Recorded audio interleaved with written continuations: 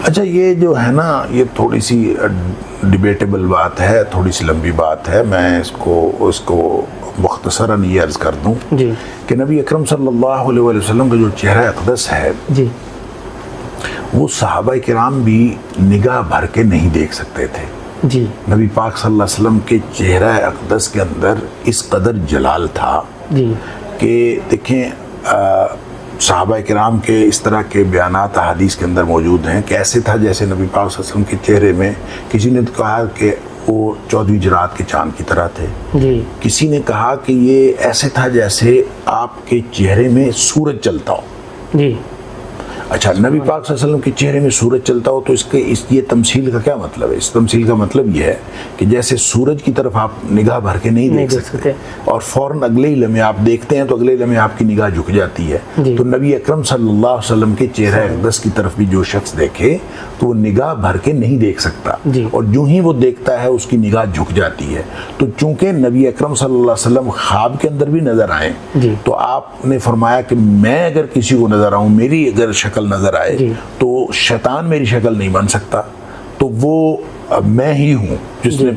अब देखें, शैतान कोई और शक्ल बन के कहे कि मैं अल्लाह का नबी हूँ, वो धोखा तो दे सकता है। लेकिन जो शुमाइल की किताबें हैं उससे हमें पता चलेगा कि नबी अकरम सल्लल्लाहु अलैहि वसल्लम का हुलिया मुबारक कैसा था। तो ख्वाब में उस हुलिया मुबारक को, जिस शख्स को ये पता है कि नबी पाक सल्लल्लाहु अलैहि वसल्लम का हुलिया मुबारक कैसा था, उससे ये तस्दीक होती है कि ये नबी पाक सल्लल्लाहु अलैहि वसल्लम कि ये शैतान का धोखा नहीं है, ये नबी पाक सल्लल्लाहु अलैहि वसल्लम। और ये किसी शख्स को अगर ख्वाब में भी नबी पाक सल्लल्लाहु अलैहि वसल्लम नजर आएंगे तो वो जो चेहरा अक़दस है वो उसी तरह से जब वो निगाह भर के देखेगा तो अगले लम्हे उसकी जो निगाह है वो झुक जाएगी। ये हो नहीं सकता कि नबी पाक सल्लल्लाहु अलैहि वसल्लम के चेहरा अक़दस पर वो निगाह भर के देख सके। ये हर किसी के साथ है, ये उसूल है, समझ लीजिए कि नबी पाक सल्लल्लाहु अलैहि वसल्लम की जिसको भी ज़ियारत होगी वो इसी तरह होगा। अब मैंने जो नबी पाक सल्लल्लाहु अलैहि वसल्लम को देखा, मैं उसकी तफसील जो है वो आमतौर पर किसी के सामने नहीं बयान करता, लेकिन मैंने सामने से नबी पाक सल्लल्लाहु अलैहि वसल्लम को देखा, मैंने नबी पाक सल्लल्लाहु अलैहि वसल्लम से गुफ्तगू भी की और वो उसकी तफसील मैं बहरहाल नहीं बयान करना चाहता, गुफ्तगू की नहीं, उसलिए वो नहीं मैं बयान करना चाहता। मैं तो जो पहली जो बात बयान हुई है और जो पब्लिक हो गई है, मैं तो वो भी नहीं करना चाहता था, वो बहरहाल इत्तेफाक से हो गई, अल्लाह ताला मुझे मुआफ़ फरमाए। तो ये एक यूँ समझ ले मेरी एक प्राइवेसी है, तो मैं ये इसको नहीं। कुछ बिशारत सुनाई आपको? नहीं, उसमें ये था कि जो माहौल है उस माहौल में उसमें लोग ग्रुप्स की शक्ल में नबी पाक सल्लल्लाहु अलैहि वसल्लम के सामने पेश किए जा रहे हैं। ऐसे लगता है जैसे क़यामत का माहौल हो जी। तो लोग जो हैं वो पेश किए जा रहे हैं और हर एक के पास अपना अपना सामान है जी, जैसे वो दावत का सामान लेके जा रहा है। तो जिसको नबी पाक सल्लल्लाहु अलैहि वसल्लम कह देते हैं जिस ग्रुप को कि आप दावत करें, वो गोया दावत कबूल हो जाती है, और जिसको आप फरमाते हैं दावत ना करें, उसकी दावत कबूल नहीं होती। तो लोग जो हैं, हम भी, हमारा ग्रुप भी पेश होता है, नबी पाक सल्लल्लाहु अलैहि वसल्लम फरमाते हैं दावत करो, इतनी खुशी मुबारक सलामत सब बाहर निकलते हैं। तो हम जब पीछे हट रहे होते हैं, क्योंकि बहुत लंबा चौड़ा एक इज्तिमा है, तो हम थोड़ा सा पीछे हटने की कोशिश कर रहे होते हैं, तो इतने में नबी पाक सल्लल्लाहु अलैहि वसल्लम से की तरफ से हमें दोबारा हुक्म होता है कि आप लोग एक और दावत करें। तो गोया हमें जो है वो डबल दावत का, वो इस पर तो हमारी खुशी की इंतहा नहीं रही। तो उसमें जो है ना, मैं ये इसका मतलब ये समझता हूँ कि जो दावत नबी पाक सल्लल्लाहु अलैहि वसल्लम ने फरमाया करो या तुम डबल करो, तो मैं समझता हूँ कि उससे मुराद दीन का काम है जी। और दीन का काम अगर कोई शख्स कर रहा है तो मैं अपने ऊपर ये समझता हूँ कि जितना मैं दीन का काम कर रहा हूँ तो नबी पाक सल्लल्लाहु अलैहि वसल्लम ने मुझे ये हुक्म फरमाया कि मैं उससे ज़्यादा करूँ जी। अच्छा, इब्ने सय्याद कौन था? ठीक है, कहा जाता है कि हज़रत अब्दुल्ला बिन जाबर रज़ी अल्लाह ताला अन्हु ने अल्लाह की कसम खाई और कहा कि यही दज्जाल है। नहीं, वो उसके बारे में मुख्तलिफ रिवायतें हैं कि इब्ने सय्याद जो है वो दज्जाल है और उसके बारे में अफवाहें उस वक्त भी थी। मुख्तलिफ लोग कहा करते थे कि ये इब्ने सय्याद जो है वह दज्जाल है, क्योंकि उसकी जो है ना वो कोई शक्ल सूरत भी नॉर्मल नहीं थी और उसके जो ख्यालात थे और जो उसके हालात थे वो भी नॉर्मल नहीं थे, इसलिए लोग कहते थे। तो नबी करीम सल्लल्लाहु अलैहि वसल्लम से भी उसकी मुलाकात हुई और नबी पाक सल्लल्लाहु अलैहि वसल्लम ने उससे पूछा कि तुम ये बताओ कि मेरे जहन में क्या है जी। तो उसने कहा दुख दुख, इस तरह की बात की। और नबी पाक सल्लल्लाहु अलैहि वसल्लम ने फरमाया कि तू इससे ज़्यादा कुछ नहीं जानता। दुख का मतलब? अच्छा मैं अर्ज़ करता हूँ, नबी पाक सल्लल्लाहु अलैहि वसल्लम ने दुखान सोचा था, धुआं जी। तो अब उसको जो है कुछ ना कुछ आइडिया उसको हो रहा था जी। और वो दुख दुख कर रहा था। तो नबी पाक सल्लल्लाहु अलैहि वसल्लम ने फरमाया तू इससे ज़्यादा नहीं कुछ भी जान सकता।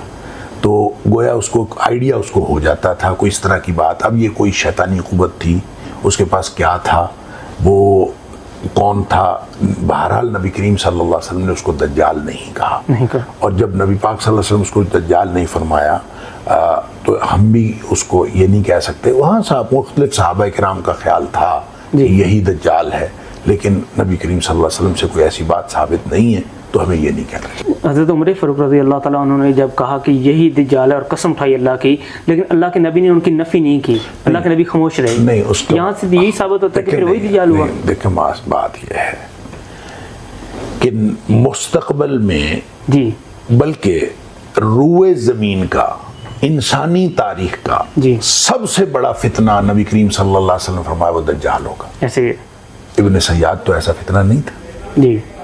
लिहाजा ये तो नबी करीम सल्लल्लाहु अलैहि वसल्लम ने जो उसके बारे में बुनियादी बात बताई है ये उसके खिलाफ है। वह बाज़ लोगों का ख्याल था उसकी गैर मामूली हरकतों की वजह से, लेकिन ये बिल्कुल ऐसा नहीं है कि वो इब्न सय्याद दज्जाल था। नबी करीम सल्लल्लाहु अलैहि वसल्लम ने कोई बात कैटेगोरिकली उसके बारे में नहीं फरमाई। हाँ, किसी मौके पर आप खामोश हो गए हों और फिर आप सल्लल्लाहु अलैहि वसल्लम ने उसको, आप मिले भी तो सही, उसको आपने उससे पूछा भी तो। अच्छा, फिर उसके बारे में ये भी आता है कि उसने गिला किया ना, साहबा से मिला, उसने कहा कि दज्जाल तो देखें वो तो मदीना में नहीं दाखिल हो सकेगा और मैं मदीना में रह रहा हूँ। हज़रत अबू सईद खुदरी रज़ी अल्लाह ताला अन्हु से शायद गिला तो उसने कहा कि मैं तो मदीना में रह रहा हूँ, तो लोग जो हैं वो मुझे दज्जाल कहते हैं, हालांकि मैं तो दज्जाल नहीं हूँ। तो ये जो है ना, किसी को उसकी कुछ गैर मामूली हरकतों की वजह से, गैर मामूली खुसूसियात की वजह से कह देना कि ये एक मामला था। इसके अलावा इब्न सय्याद वो दज्जाल नहीं था जिस दज्जाल के बारे में हमें डराया गया है। और हो सकता है कि वो छोटे बड़े जो जितने दज्जाल है, दज्जाल का मतलब है धोखा देने वाला, दजल से है, तो वो एक धोखा देने वाला एक आदमी होगा, उस दौर में वो धोखा देता होगा।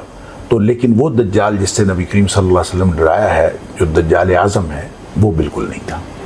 आजकल के जो हालात चल रहे हैं, क्या लगता है कि दज्जाल करीब ही है कि ज़हूर हो जाएगा उसका?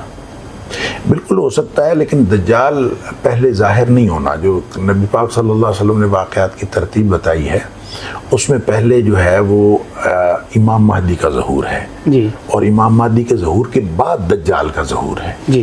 तो इमाम महदी का ज़हूर ही एक बहुत बड़ा वाक़या है जी। तो उसके बारे में अभी कोई ऐसे हालात हम कहें कि जो इमाम महदी के ज़हूर के हालात बन रहे हैं, उसमें भी कोई एग्जैक्ट हालात नहीं बन रहे जी, लेकिन निशानियाँ उस तरह की पैदा हो रही हैं। और इमाम महदी के ज़हूर के बारे में जो सबसे बड़ी बात है वो ये है कि वो उसका हज के मौके पर उसका ज़हूर होगा जी, और उससे पहले जो है वो क़यादत का फुक़दान होगा जी, उम्मत मुस्लिमा में क़यादत का फुक़दान होगा। अब क़यादत का फुक़दान तो उम्मत मुस्लिमा में देखते हैं जी। फिर इसी तरह अरब का एक जो हुक्मरान है वो फौत होगा, फिर उसके हुक्मरानी की एक जंग होगी, और उस जंग में जो है वो बहुत सारे शहजादे जो हैं आपस में लड़ेंगे। ये इस तरह की बातें हैं जी। तो अभी वो हालात यानी एग्जैक्टली पैदा नहीं हुए, तो वो हालात एग्जैक्टली पैदा हों, फिर उसके बाद इमाम महदी, जब भी नबी पाक सल्लल्लाहु अलैहि वसल्लम की बताई हुई ये बातें हैं जो क़ुर्ब क़यामत के बारे में, इनको ना तो हम किसी कुल्ली तयन कर सकते हैं वक्त के एतबार से, और ना ही कुल्ली तयन कर सकते हैं जगह के एतबार से। अलबत्ता जिन हो सकता है नबी पाक सल्लल्लाहु अलैहि वसल्लम ने सारी बातें तमसीली अंदाज में कही हों, और हो सकता है एग्जैक्ट अंदाज में कही हों। तो इसलिए कुरान ने भी कहा कि जो ये जो निशानियां हैं, सूरह मोहम्मद के अंदर अल्लाह करीम ने फरमाया कि ये जो क़यामत की निशानियां हैं, ये इसलिए नहीं है कि आप निशानियों के ऊपर गौर करते जाएं और निशानियों को असल समझते जाएं। निशानियां इसलिए हैं कि ताकि आप नसीहत हासिल करें क़यामत आने से पहले, क्योंकि जब क़यामत आ गई तो फिर नसीहत हासिल करने का मौका नहीं होगा, तो वह दरवाज़ा भी बंद हो जाएगा। तो वो उससे पहले पहले आपने नसीहत हासिल करनी है। तो जो भी छोटी निशानियाँ हुई हैं, बड़ी निशानी है, तो बहरहाल जो आपने सवाल किया कि दज्जाल का ज़हूर करीब है, दज्जाल का ज़हूर जितना मर्ज़ी करीब हो, फ़िलहाल तो इमाम महदी के ज़हूर को आप समझें कि पहला मरहला वो है, उसके बाद दज्जाल का ज़हूर है। इसमें दहाइयाँ लगती हैं या सदियाँ लगती हैं, ये अल्लाह को मालूम। अच्छा,